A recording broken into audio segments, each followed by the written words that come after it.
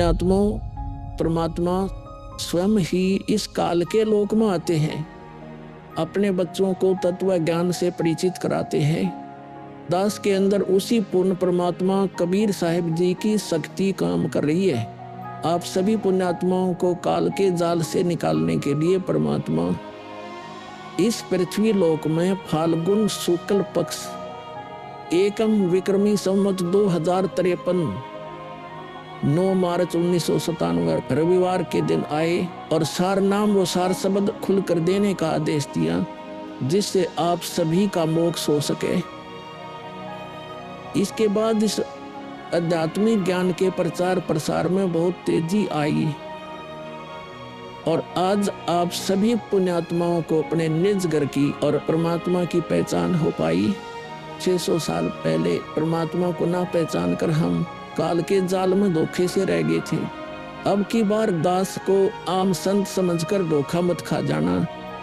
यदि आप इस परमात्मा के तत्व ज्ञान से पूर्णतः परिचित हो चुके हो तो दास के इस इशारे को समझकर अपना उद्धार करवा लेना और अपने अन्य भाइयों बहनों को भी कबीर परमात्मा का यह सच्चा मार्ग समझाना।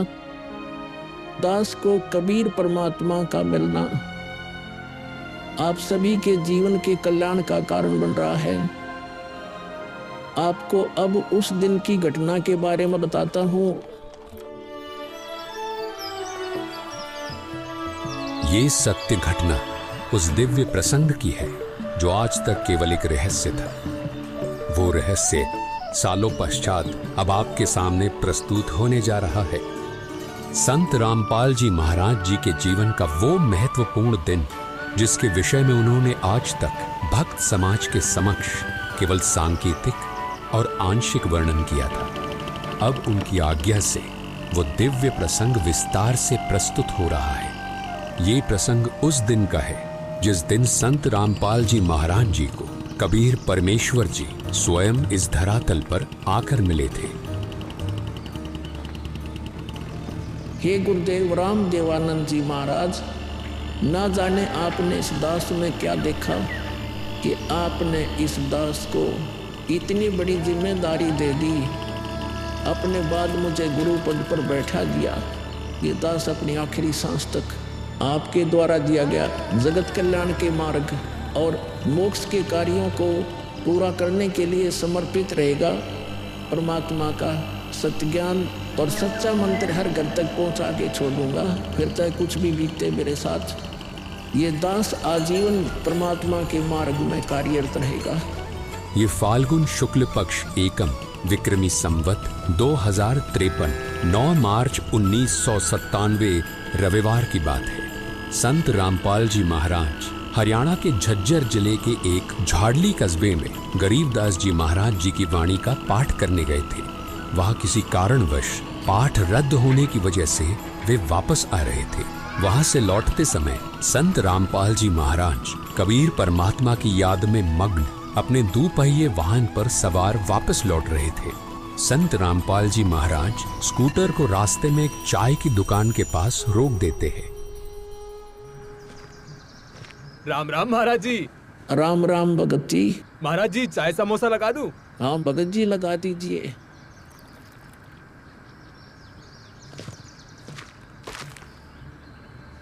इस बोले भगत को भी परमात्मा का तत्व ज्ञान समझाना चाहिए। भगत जी, कबीर परमात्मा की भक्ति करनी चाहिए। मनुष्य जीवन हमें सिर्फ इसीलिए मिलता है। मानुष जन्म दुर्लभ है ये नलन बोरे, जैसे तरवर से पत्ता टूट गिरे वो बोर न लगता ढोरी। भगत जी, इस काल लोक का कोई भरोसा नहीं है, न जाने कब किस पर क्या बिजली गिर जाए। इसलिए कहता हूँ आपको कि कबीर परमात्मा से जुड़ जाओ, नाम दीक्षा लेकर अपना कल्याण करवा लो। वो कबीर परमात्मा यह भी आपकी और आपके परिवार की रक्षा करेगा और मृत्यु के बाद सीधा मोक्ष को प्राप्त कर जाओगे। ठीक कहते हो महाराज जी। ये कबीर परमात्मा ऐसे गंदे लोक में जहां आदमी की जिंदगी का पल का भरोसा नहीं, व्यक्ति यहाँ जी कैसे रहा है ना जाने कब क्या हो जाए, कब कौन सी बीमारी हो जाए, कब दुर्घटना हो जाए, कब कोई संसारिक आपदा आ जाए। दाता, आपकी भक्ति के बिना यहाँ किसी को ना सुख मिल सकता है और न ही मोक्ष। ये बात ये बोले जीव कब समझेंगे? आखिर ये अज्ञान अंधेरा कब दूर होगा दाता? आप ही दया करेंगे कबीर परमेश्वर। ये बोले जीव तो अपना जीवन आपकी भक्ति के बिना व्यर्थ ही कर रहे हैं। चाय पीने के बाद संत रामपाल जी महाराज मातन हिल की तरफ निकल पड़ते हैं। बिन उपदेश अचंभ है, क्यों जीवत है प्राण, और भक्ति बिना काठोर है, ये नर नहीं पाषाण। आगे चलकर संत रामपाल जी महाराज स्कूटर को एक पुलिये के पास रोक देते हैं। इस पुलिये की खास बात ये थी कि संत रामपाल जी महाराज जी ने इस पुलिये को सिंचाई विभाग में जूनियर इंजीनियर रहते हुए स्वयं बनाया था। क्योंकि यह पूरा क्षेत्र जंगल नुमा था, इसलिए संत रामपाल जी महाराज जी को इस पुलिये पर बैठना बहुत अच्छा लगता था और नौकरी के दौरान वो इस पुलिये पर बैठकर परमात्मा की याद में खो जाया करते थे। हे दयालु कबीर परमात्मा, आप जी हम नीचों के लिए 600 वर्ष पहले एक धानक रूप धारण कर इस गंदे लोक में 120 वर्ष तक रहे। आप जी को गर्म तेल के कढ़ाई में डाला गया, खूनी हाथी से मरवाने की कोशिश की गई, दरिया में डुबोकर मारने की कोशिश की गई। आप जी को बदनाम करने हेतु झूठी चिट्ठी डाली गई। आपके साथ कितने जुल्म ढाए गए, फिर भी हे दयालु कबीर परमात्मा, आपने क्या कुछ नहीं किया। अपनी सतलोक से बिछुड़ी आत्मा को अपनी शरण में लेने के लिए, इस तत्व ज्ञान को सब जीवों तक पहुंचाने के लिए।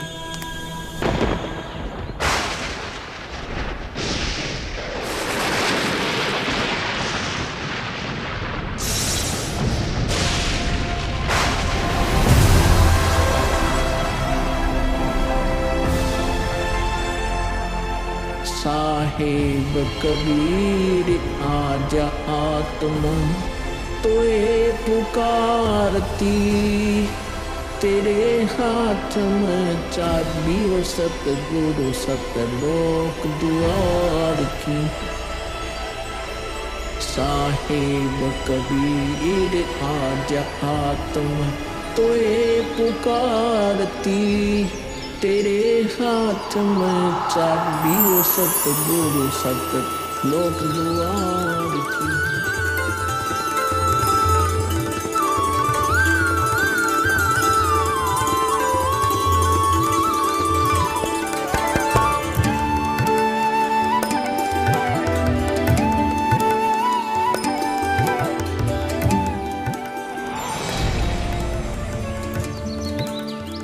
राम राम भगत जी। राम राम। आओ भगत जी बैठिए, खड़े क्यों हो? संत रामपाल जी महाराज अपने परने को पुलिया की दीवार पर बिछा देते हैं और महात्मा जी से बैठने का आग्रह करते हैं। कहाँ से आए हो बेटा, क्या करते हो? भगत जी, वैसे तो मेरा गांव धनाना है, जिला सोनीपत में पड़ता है। अब एक छोटा सा मकान बनाकर रोहतक में रहता हूँ। जूनियर इंजीनियर था, लेकिन अब नौकरी छोड़ दी है। बेटा, तेरे धनाना और रोहतक वाले घर के बारे में तो मैं अच्छी तरह से जानता हूँ और यह भी जानता हूँ कि तेरे 2 पुत्र और 2 पुत्री हैं। मैं तो यह पूछ रहा था कि इस जन्म से पहले तेरा घर कहाँ था? अरे, इन महात्मा जी को मेरे बारे में इतना कैसे पता है? महात्मा जी, जन्म से पहले हम सतलोक में थे, वही हमारा घर था। लगता है ये भगत जी राधा स्वामी पंथ के अनुयायी हैं। इनको सत्य का ज्ञान कराना चाहिए। मेरे गुरुजी स्वामी रामदेवानंद जी हैं। मेरे भगवान कबीर देव जी सृष्टि के रचनहार हैं, वही सतपुरुष है। कुछ पंथ वाले सतलोक के विषय में तो बताते हैं, लेकिन वे सतपुरुष को निराकार बताते हैं, जो कि बिल्कुल झूठ है। भक्त जी, मैं स्वयं संत गरीबदास जी के पंथ से जुड़ा हूँ। संत गरीबदास जी गांव छुड़ानी जिला झज्जर वाले थे और उनको 10 वर्ष की उम्र में कबीर परमात्मा जी जिंदा महात्मा के रूप में मिले थे। उसके बाद कबीर परमात्मा जी गरीबदास जी की आत्मा को अपने साथ सतलोक ले गए थे और वहाँ की सारी व्यवस्था दिखाकर उन्हें इस धरती पर वापस छोड़ा था। फिर उन्हीं बालक गरीबदास ने सतलोक के बारे में बताया कि ऊपर सतलोक है, वहाँ सारी सुख सुविधा उपलब्ध हैं, सदाबहार बाग हैं, नर नारी की सृष्टि है। वहीं पर एक गुम्मट युक्त महल में कबीर परमात्मा जी सिंहासन पर बैठे हुए हैं और वहीं से कबीर परमात्मा जी इस सृष्टि को चला रहे हैं। हम सब वहीं रहा करते थे, वही हमने जाना है। जो सतलोक में केवल प्रकाश ही प्रकाश बताते हैं उनका ज्ञान गलत है, वे मोक्ष प्राप्त नहीं कर सकते।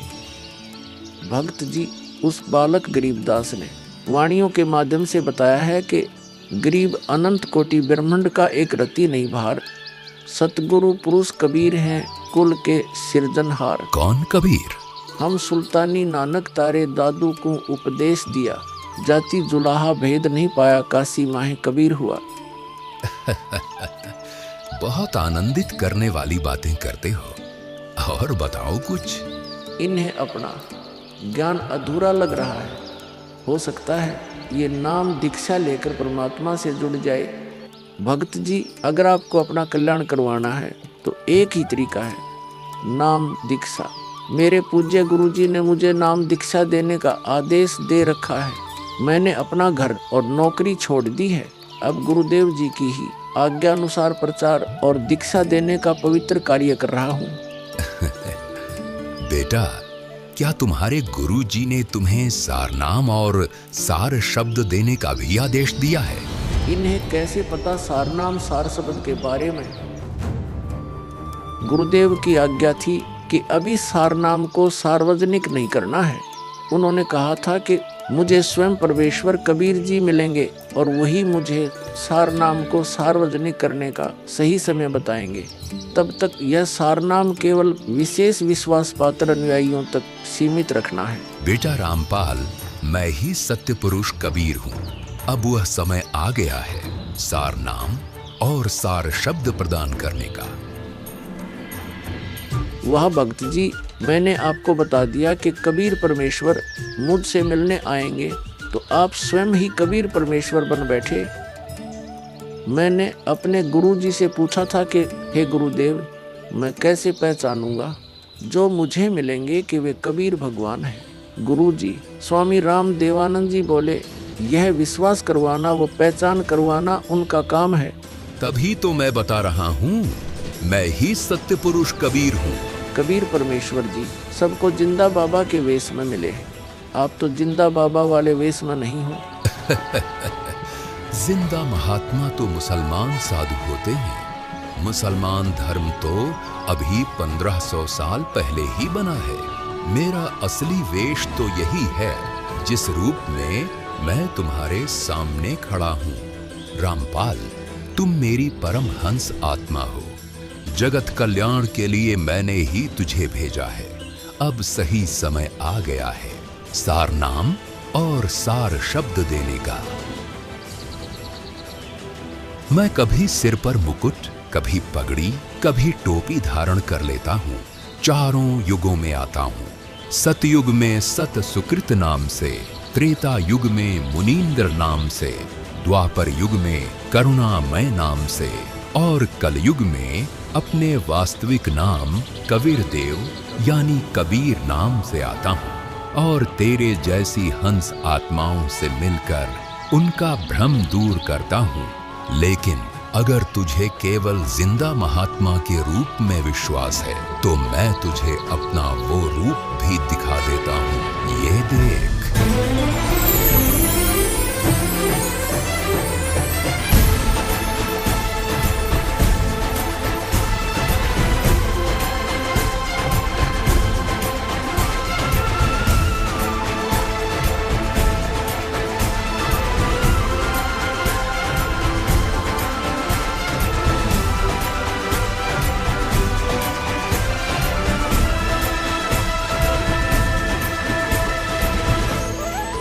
हे परमेश्वर, मुझे क्षमा कर दीजिए।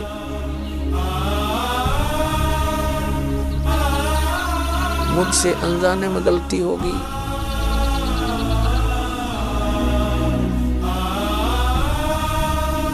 आपने मुझे साक्षात दर्शन दिए और मैं आपको पहचान न सका। मुझे क्षमा कर दीजिए परमपिता। बेटा रामपाल, अब वो समय आ गया है जो मैंने धर्मदास को कहा था कि कलयुग बीते 5500 पांचा, तब यह वचन मेरा होगा साचा। यानी जब कलयुग 5505 वर्ष बीत जाएगा, तब मैं खुद इस धरातल पर आऊंगा और अपने बच्चों को तत्व ज्ञान समझाकर इस काल लोक से सतलोक ले जाऊंगा। बेटा रामपाल, तुम मेरी परम हंस आत्मा हो। अब इसके आगे बेटा, मैं ही तेरे रूप में सारी लीला करूंगा और यह तत्व ज्ञान अपने बच्चों को बताऊंगा, उन्हें सतलोक की राह दिखाऊंगा।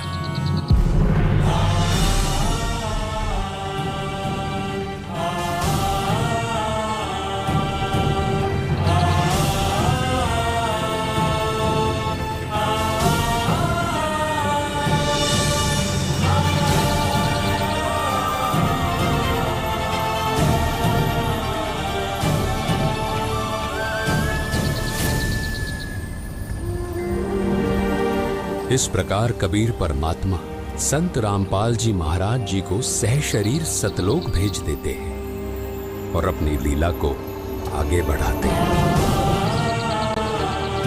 गवी ख्यालवी साल सतगुरु अतल दिगंबर धीर भक्ति हेत काया धर आए अवगत सहत कबीर। भक्ति हेत काया धर आए अवगत सहत कबीर। अमर करूं सतलोक पठाऊं तात बंदी छोड़ कहाऊं।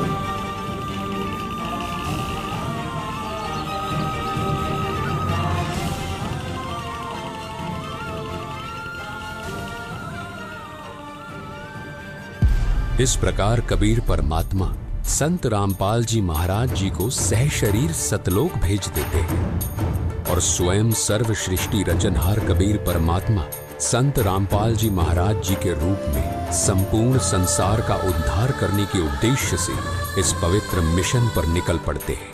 संत रामपाल जी महाराज जी के रूप में कबीर परमात्मा स्वयं को छिपाए हुए हैं। उनके इस लीला को समझना आम जीव की समझ से बहुत दूर है। एक संत के स्वरूप में परमात्मा के अभिनय की ये अद्भुत सच्चाई भक्त समाज के लिए जानना बहुत जरूरी था। साक्षात कबीर परमात्मा के स्वरूप बंधी छोड़ सद्गुरु रामपाल जी भगवान की जय हो। अब बच्चों, ज्ञान पूरा आ चुका है और वो ठीक का समय आ गया है। गुरु पूरा, ज्ञान पूरा, भगवान पूरा, सब ही नारी नर शुद्ध तक। जब ठीक का दिन आवंत, कपट चातुरी छोड़ के शरण कबीर गहनत। बच्चों, वो ठीक का दिन आ गया। चारों तरफ डंका बोल गया दाता का। कहाँ उग्र, कहाँ शूद्र हो, चाहे कोई नकम्मा डाकू लटेरा है, चाहे कोई छोटी जाति समझते हो आपको, हरे सबकी भाव पीर परमात्मा। वो संत जो मेरा भेजा होगा, भेजा हुआ आएगा, वो सब के दुख दूर करेगा। हरे सबकी भाव पीर, सो समान समदृष्टि है समृत सत कबीर। वो एक समान समदृष्टि का है, सबको एक दृष्टि से एक समान प्यार देगा, सबको एक जैसा व्यवहार देगा, एक जैसा सच्चा नाम सतनाम सार शब्द देगा।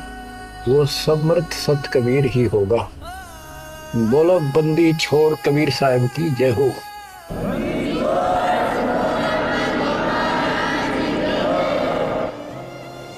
आपके मोक्ष के लिए परमात्मा ने कसर नहीं छोड़ रखी। जो भी संभव व्यवस्था है वो सारी कर दी है। बच्चों, तुम भी दया करियो, रहम करियो उस परम पिता पे।